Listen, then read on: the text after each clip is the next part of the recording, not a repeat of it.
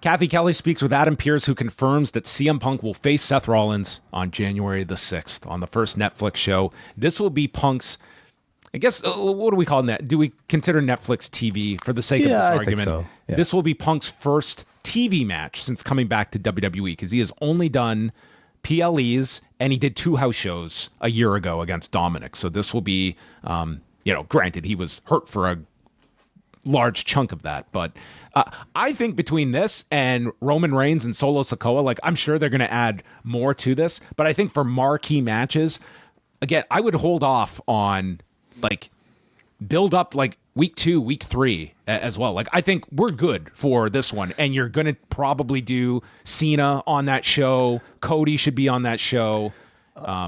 Liv and Rhea, they did not. They specifically did not give a date, and that would be like my main event week 2. Like, sometimes WWE, they load up that first week so much, and I think you should spread it. Like, there is only so much that, like, these 2 matches, that's going to cap out how many people are tuning in for this, and it's just the novelty of the first show. I think we're pretty good. I think they've got enough, between Cena, just the fanfare surrounding Netflix, Cena, and these 2, like let's just say it, like PLE level, maybe even WrestleMania level matches. That's more than Rollins and Punk. Absolutely, that was going to be WrestleMania.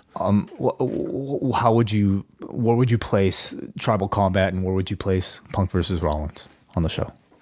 Well, I mean, this is probably going 3 hours. I mean, you're going to say, do you start the show off with any of them, or do you put them more in the middle? Like, keep in mind the nature of Netflix, though, and the nature of, like, people sampling the show. They're not tuning in into the middle of the show. I'm talking about people watching on archive. They're not going to tune in the middle of, like, the second hour or something. When people start a Netflix show, they start it from the beginning. So that makes the beginning segment of a Netflix anything that much more important, doesn't it?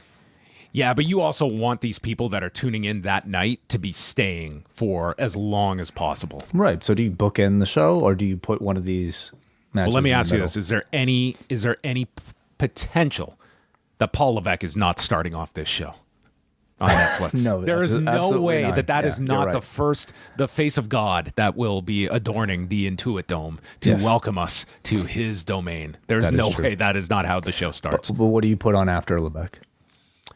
Stephanie. Okay. Just get the whole walkout, the whole family. Linda? No.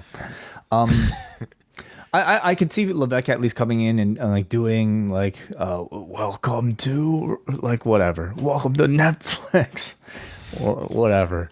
But then, like, I could see them going. The WWE was launched 2 years ago under my watch. I could see them going right to Punk and Rollins.